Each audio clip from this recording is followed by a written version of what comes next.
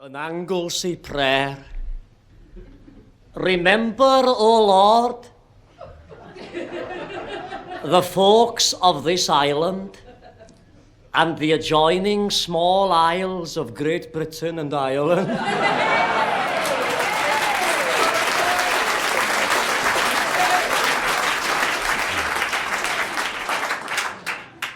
A constable is dependable.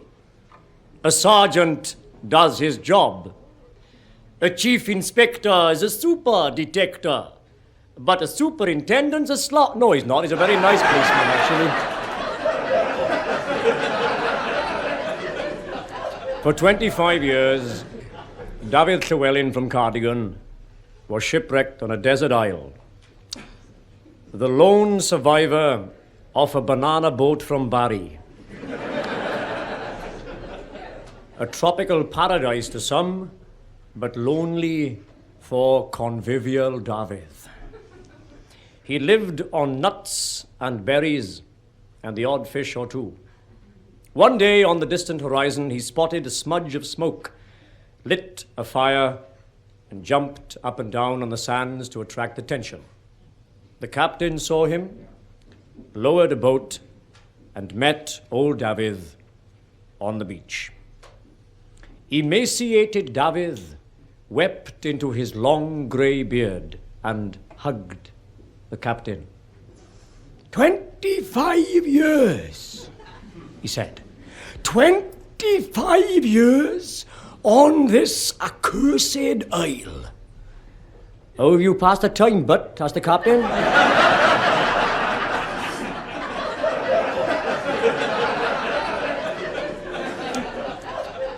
Who was Welsh.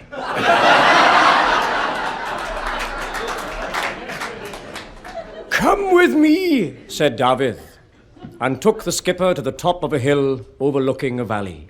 He pointed to two wooden structures down in the vale. See those, he said. I built those. The captain gasped in admiration. Dear, he said. What are they? What are they? What are they? Cried David. Chapels, of course. 2 chapels. Great, said the captain. Da iawn. Magnificent.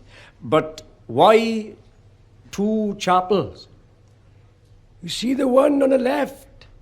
Said David. Yes, said the captain. I see it. Well, said David. That's the one I don't go to.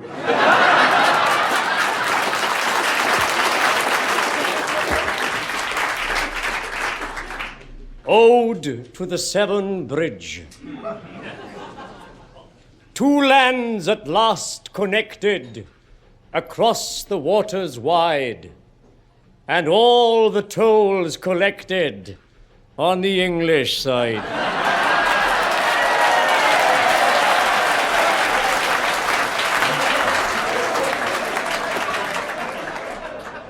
It was an evening in November, as I very well remember.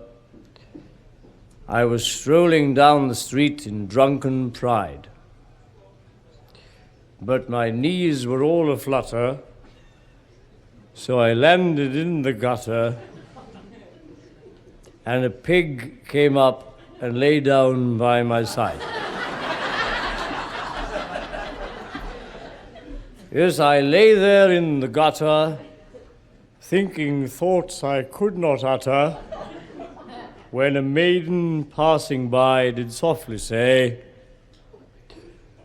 you can tell a man that boozes by the company he chooses. At that, the pig got up and walked away.